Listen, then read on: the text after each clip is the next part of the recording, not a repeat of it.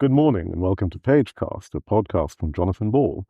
My name is Wamuwi Mboa and I'm a literary critic with the Johannesburg Review of Books. Joining me this morning is Foluso Agbaje, author of the excellent, gripping novel, The Parlour Wife. Foluso is an incredible storyteller and a literary talent to watch, and she's appearing on 4 panels here at the Open Book Festival this weekend. Foluso, welcome. Thank you for having me. Thank you for being here.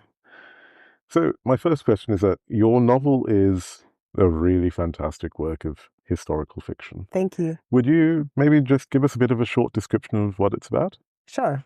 So I like to tell people that as an author, I really enjoy writing stories that see how the choices and connections that we make shape who we are. So the novel is about Kehinde, who is a young woman in 1940s Lagos.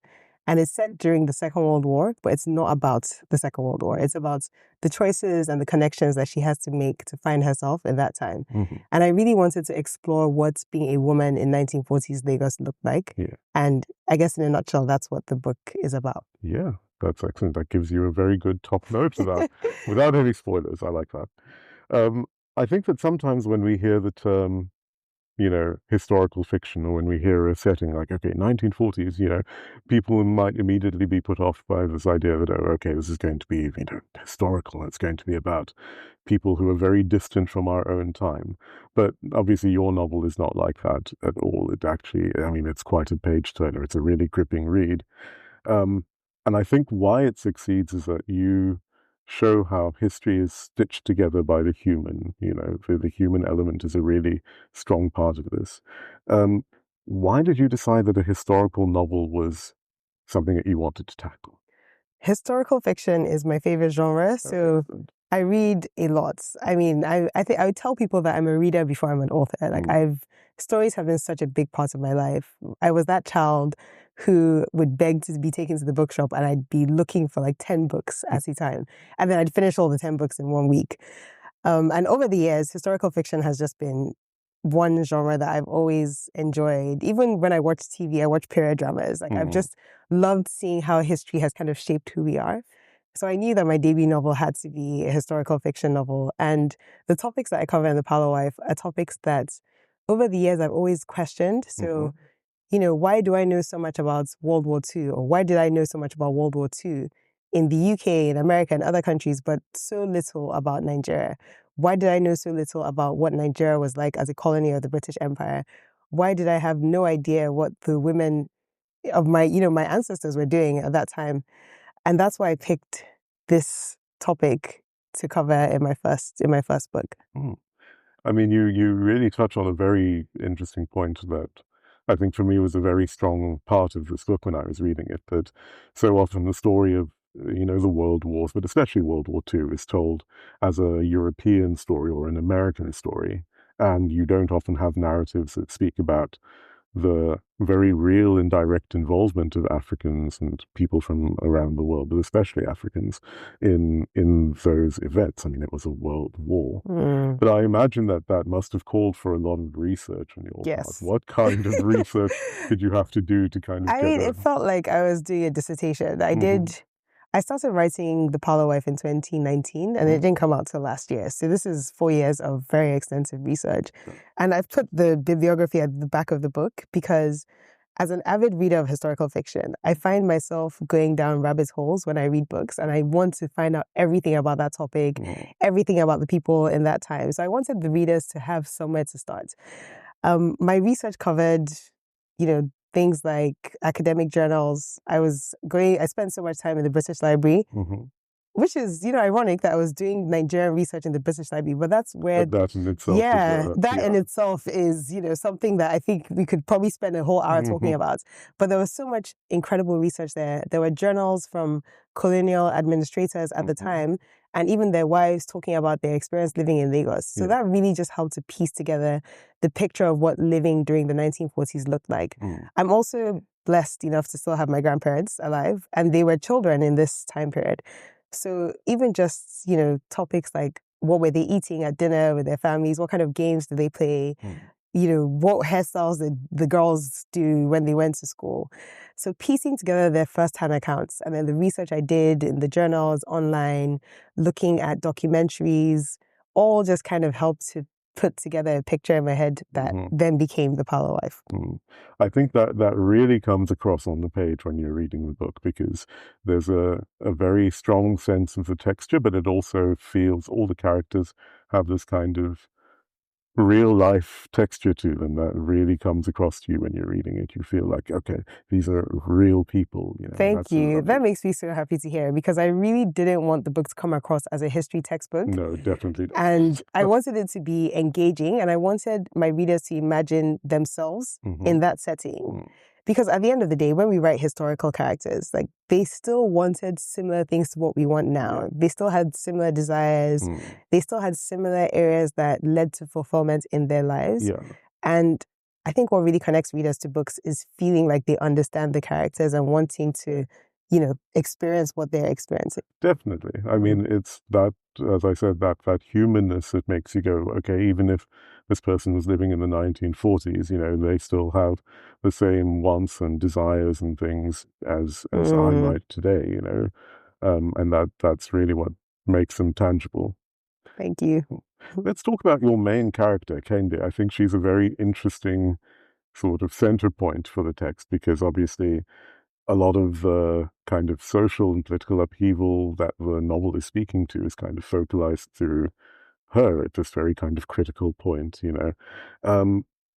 Before we focus on her specifically, though, how would you define the concept of a parlor wife? Because I've gotten quite a few questions from people. This is my favorite question to answer, because, The Parlour Wife is one book that I had the title from the beginning. It was initially called Parlour Wives because I wanted it to be a dual perspective novel between Kehinde and Ayo, who's the second wife. Yes. But then I realized I had so much more to write about Kehinde. But then the term Parlour Wife came from one of my grandpa's stories. And the story was, he had an uncle who, had many wives. But then he got to the uncle's house one day, and the uncle had this brand new wife, and she was just sitting pretty. He had this brand new wife, just like sitting really dressed up in the parlor. And, parlor is living room for anyone who doesn't know what parlor means. Well, I guess it's an English word that's used very strongly, mostly in Nigeria. Yes. And she was just sitting really dressed up in the parlor. And, he greeted his uncle, he greeted this strange new woman. And the uncle then apparently very proudly said, "This is my new wife, Iyawo Palo." And Iyawo in Yoruba, which is my language, means wife. So, he said, I don't want her to get, I don't want to stress her. She's not meant to cook. She's not meant to clean. She's just here to show that, I've arrived and that she's just going to be here serving my guests. Yeah. And I immediately wondered, what was it like to be that Iyawo Palo? What does it feel like to be the trophy wife that is why you were married into that family and that's your role? And, I wondered, is this something that she wanted to do? Is this an aspiration she had? Or were there other things that she wanted to do that she couldn't, necessarily do as part of being that Iyawo Palo? And that's very central to Kehinde's personality throughout the book. Yeah. Now, of course, Kehinde is someone who very much has her own ideas about what she wants to be, and I think she's an all more interesting character for that, especially given the kind of time period, very much from the first moment we meet her, we see that, she has certain ideas about what she wants to do. She wants to be a writer, she wants to go out into the world and make her own mark, at a time when there are very strict kind of assumptions about the role of women and her place in the world and the place of women more generally, that you become a wife, that you do all of these things. Would you say a bit about her as a character, particularly? Sure. Kehinde is an interesting character. She's very complex. She is 18 at the start of the book. And, she goes through a lot. Without dropping any spoilers, she goes through quite a few life challenges. And she's come from a very humble background, and she's suddenly thrust into this new affluent home where she is expected to be this, slightly more mature wife doing the things that her husband wants her to do. Even though she's very early on in the book, we know that she wants to be a writer and she wants to write for the West African Pilots, which is, sidebar, but that was actually a real magazine in that time period. I went and looked that up after because is that real? It is real. It was very real. She wanted to write for them because, at the time, when I was doing my research, I found out that the general sentiment in Nigeria was one of independence. Everybody wanted to be independent of the British Empire. And that kind of got put aside. Yes, that was the zeitgeist at the time. But that kind of got put aside when the World War came. Because there was this general notion of let's all band together to fight this common enemy, which was Hitler at the time. So Kehinde, she had all her ideals and she wanted to write for the West African Pilots. And she was very sensitive to her role in her own nuclear family before she moved on to her marital home. And I wanted to show that, that complex nature of being a woman in a society that has so many expectations of you that are not necessarily what you want for yourself, and the struggle that it takes to evolve from, being this perfect child, perfect daughter, perfect wife to the kind of woman that you are happy to be and to live the kind of life that you are fulfilled, you're fulfilled throughout. And I always say to people that to live a fulfilling life, you need to be empowered to make decisions.